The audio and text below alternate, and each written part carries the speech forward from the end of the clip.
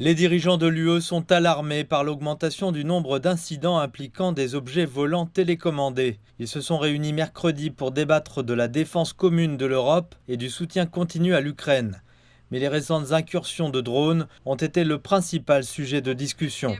J'espère que tout le monde reconnaît désormais qu'il s'agit d'une guerre hybride et qu'un jour, c'est la Pologne, le lendemain, c'est le Danemark et la semaine prochaine, ce sera probablement ailleurs que nous verrons des sabotages ou des drones volés. Il existe de nombreux types d'incidents. Je vois donc cela d'un point de vue européen. Il n'y a qu'un seul pays qui soit prêt à nous menacer, c'est la Russie, et nous devons donc y répondre avec fermeté. Ces images granuleuses montrent un objet volant non identifié au-dessus du nord du Danemark à l'approche de la réunion de cette semaine.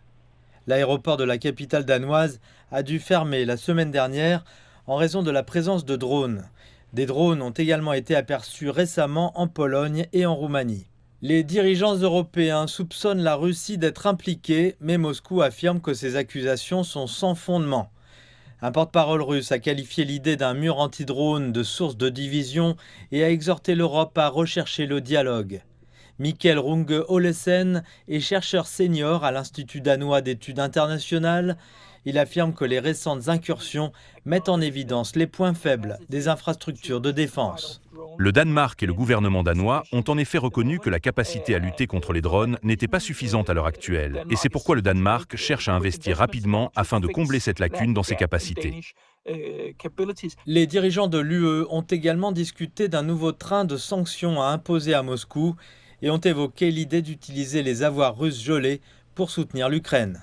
Cette réunion informelle des dirigeants de l'UE au Danemark était la dernière occasion de se rencontrer en face à face avant le sommet officiel de l'UE qui se tiendra plus tard ce mois-ci. La défense et la sécurité n'étaient pas les seuls sujets à l'ordre du jour. En marge de la réunion, les dirigeants ont déclaré vouloir supprimer les barrières économiques. Nous voulons être plus compétitifs, car c'est la seule façon d'assurer la croissance, de créer des emplois, de financer notre modèle social et l'avenir des jeunes. Mais le conflit en Ukraine restait la question la plus urgente et le Danemark accueillera jeudi davantage de dirigeants régionaux pour un sommet plus large en présence du président ukrainien Volodymyr Zelensky.